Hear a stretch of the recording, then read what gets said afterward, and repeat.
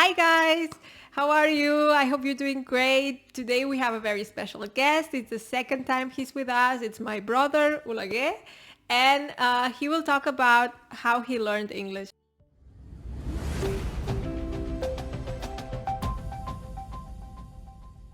Hi Oleguer, how are you? Hi, Lara. Nice to meet you over Zoom. It's the first time we're talking in English. Wow, what Well, a I ride. mean, we sometimes talk in English when you're coming to visit because my friends don't speak Catalan or Spanish and you don't speak Yeah, German. But yeah, I mean, it's a little bit weird maybe just when we're just having a conversation, two of us, to be speaking English. But yeah, for the sake of this channel, of course. I think it makes sense. Yeah. Great. Awesome. Thanks for taking the time. And also, I know it's super hot in Barcelona right now. So thank you for suffering the heat and being here with us. Oh yeah, Yeah. you can see from my window like it's blazing, burning hot outside, and then my downstairs neighbor is throwing a party to which Okay. I'm not invited to. By the way, I don't know him, but Oh, he has okay. this really nice terrace, and he's throwing this big party today. So yeah, there's some music in the background. It's a great Sunday morning here in Barcelona, and Nice. yeah, so fun to Yeah. be speaking English with you. Yeah, it's fun. And I'm really looking forward to seeing what you will say about it because we all have a different perspective on how we learned languages. Maybe what we think helped was not actually what helped, but it's Yeah. always interesting to see one's perspective. And maybe I wanted to, yeah, to ask you, like, what's your feeling? What helped you the most learn English? Yeah, I think the key to learning a language is to acquire or learn the basics, either going to classes, like attending classes like most people do, or in this case, watching a channel like yours that Ah, teaches thank you, you. for example, like, yeah, the basics in Catalan and Spanish.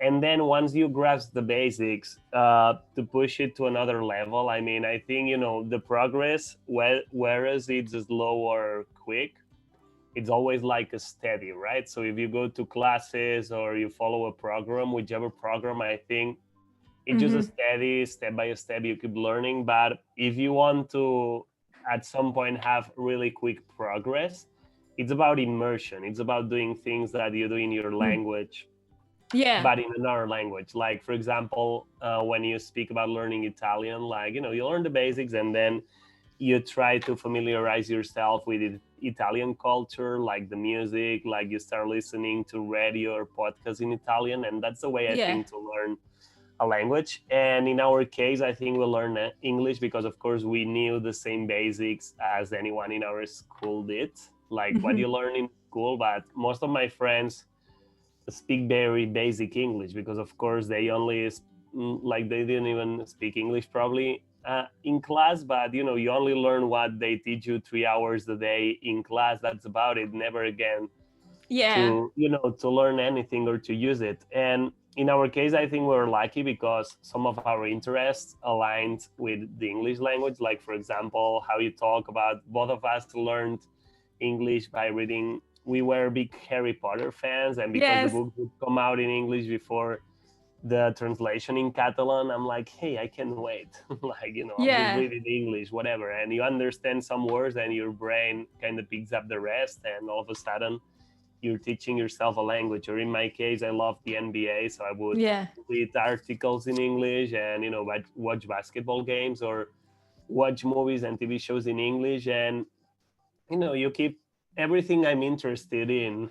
It's like American Hmm. culture, and most of it is in English. Like most of the things I really Yeah. enjoy. So it was just a necessary skill that you Hmm. you kind of teach yourself. And I think it's important to have some sort of interest in a culture, or the Yeah. culture around which the Hmm. language gravitates. So it's more about the passion of the things you can access through the language, right? So the language is a tool to access things you want to access, and it's not really the language itself. So you wouldn't call yourself, a language passionate person, right? So it's not like your focus. Yeah, yeah.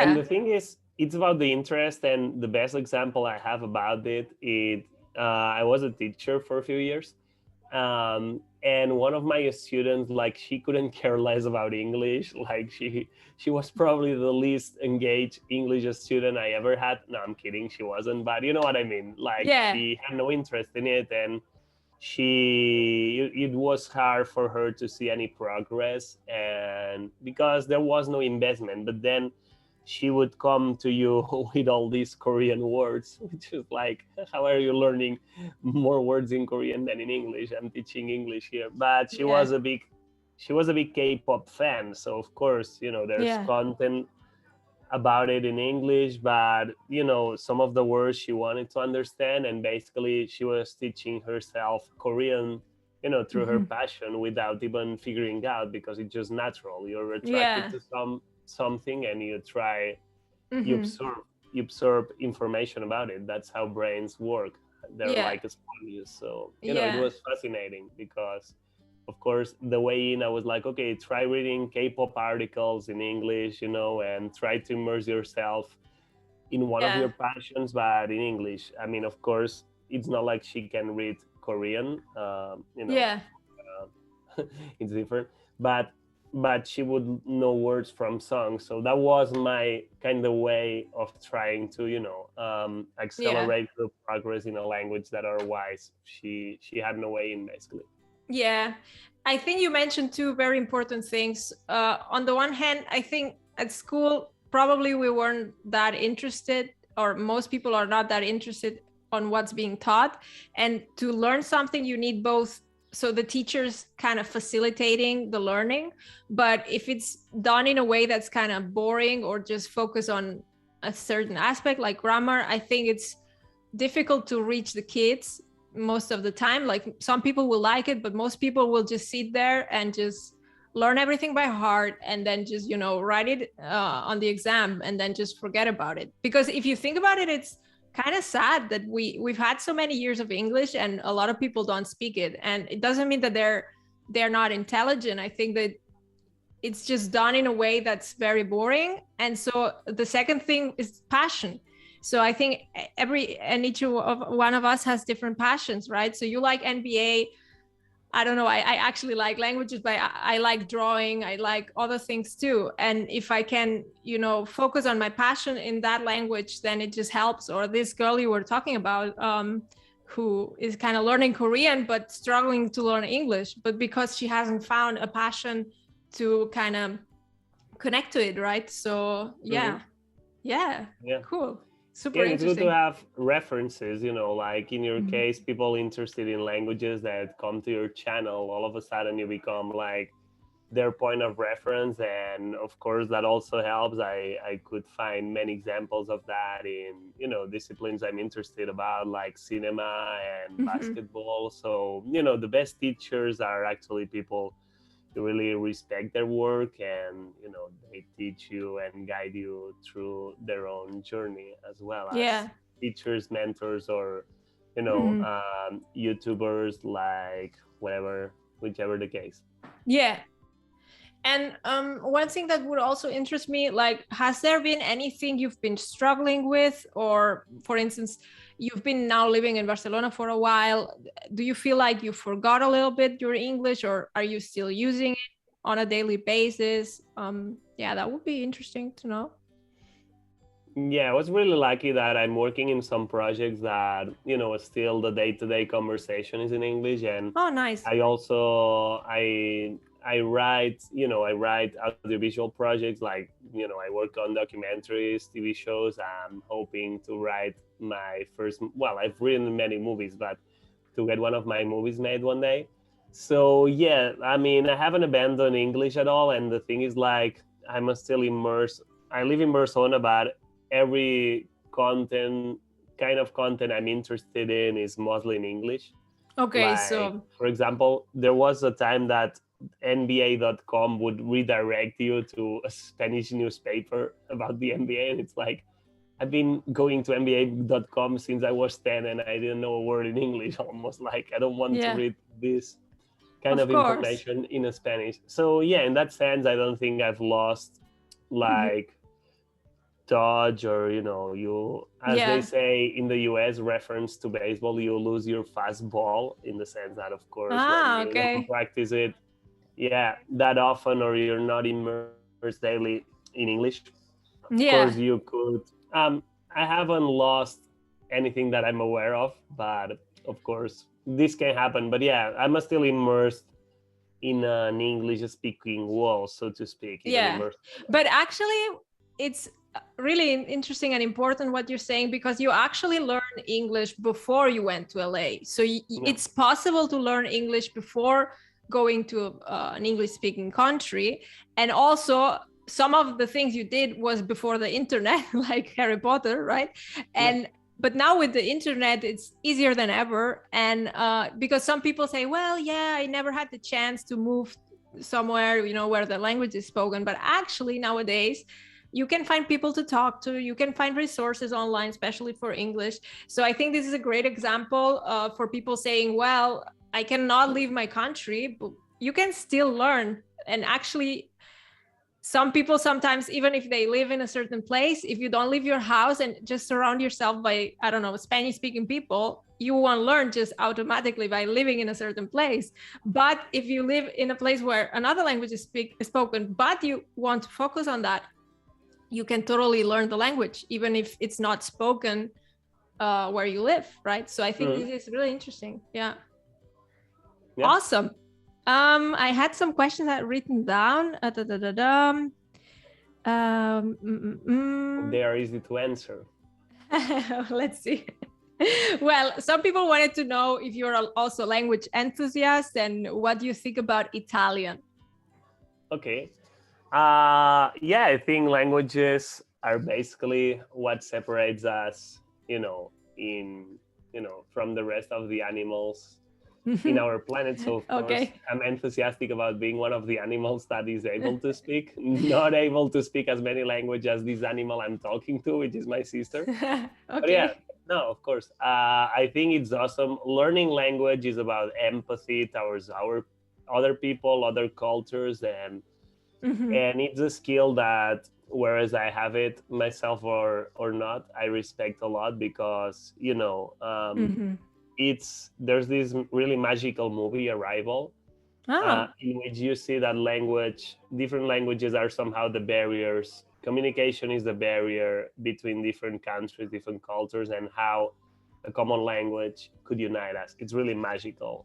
That's only the sense of the movie, of course. It has nothing to do, or has something to do with the plot. But yeah, I'm an enthusiast of languages in that sense, and I'm really proud of my sister. Thank you. I always say that she speaks an extra language that she says she doesn't speak, because she learned a little, but then I dropped it. Yeah. He's always bragging about me, but yeah, in a nice way. So thank you. Which is the language you drop, so we can offend a whole country? No, I already told this in a video that I actually dropped Dutch. I was learning Dutch for a year and I dropped it because that was when I was moving to Germany. So I felt like my priority was not Dutch anymore. So I dropped it. Oopsie. Yeah. Holland. Sorry. You're the number one enemy in this channel. Holland. No. People from Holland. I actually really like it. They have this sound, which I find very interesting.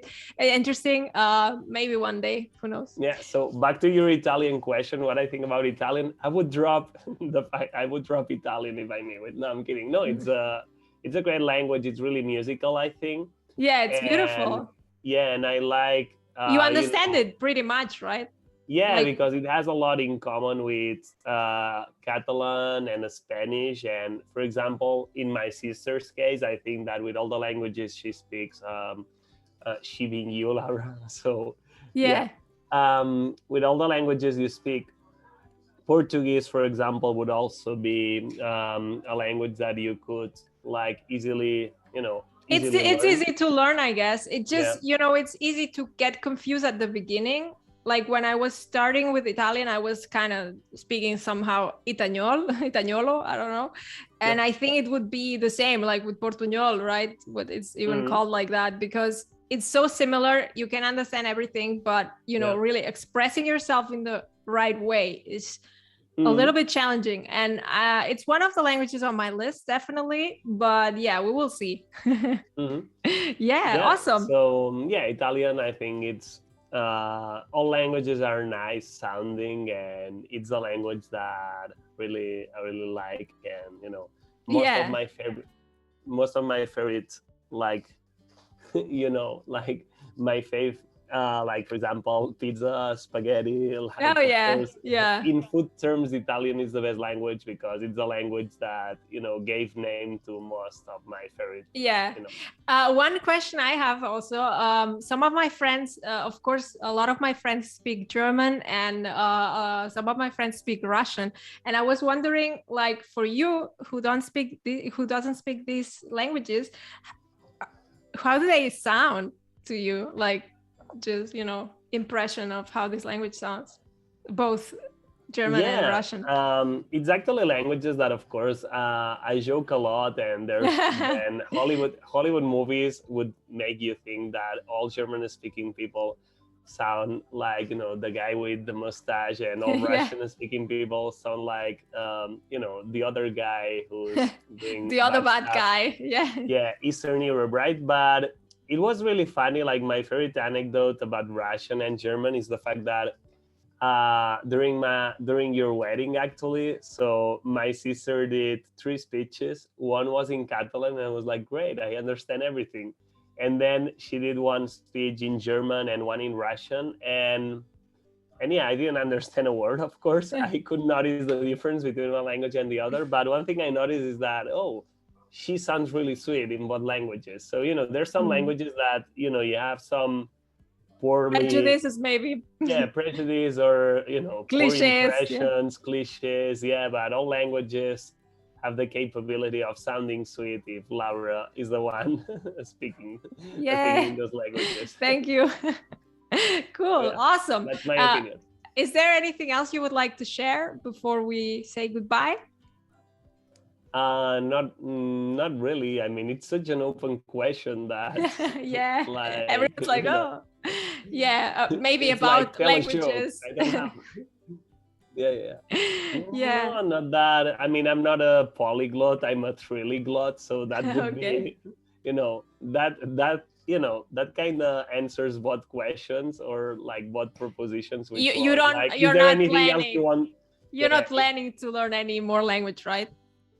The thing is, like, I'm such a perfectionist that I would not enjoy the stages of learning a language, which of course, I mean, you have to get through these stages to reach the level I have in English, and of course Catalan and Spanish, because I was born in Barcelona. So I think the thing is unless I move somewhere and I need it, I need to have an incentive to really learn a language that otherwise I have no direct I get it. And also, maybe since you don't remember starting learning English, probably, so you've always kind of the things you remember, you've always kind of had some certain level of English, so you never felt like starting from zero. So maybe that's why. That's awesome. Well, thanks a lot. I hope and I think it was very interesting. And if you haven't seen it, we did a video in Catalan and also a podcast episode in Catalan. So if you speak Catalan, go check it out. Yeah. Thanks, Oleguer. See you soon. By the way, to all the fans out there, like, I was the first Patreon of Couch Polyglot. So, we need more patrons, and next Patreon party, I'm the Patreon captain because I was the first one. Okay. So I'm looking forward to, in a few weeks, months, or maybe a year or two, like, we can throw a Patreon party, and I'll be the one doing the first speech before Laura. Okay, cool. Thanks a lot. We'll see about that, but follow this channel and support it. My sister is as amazing as you think, and even better. She's the best. Oh, thank you. You're so sweet. Yeah, we have a great relationship, and I'm always grateful to have a brother and to have you as a brother, because you're always there to support me, and what can I ask? Like, what more can I ask? Yeah. Oh, so sweet. Oh, Thank you. thank you. Okay, guys, see you. Bye.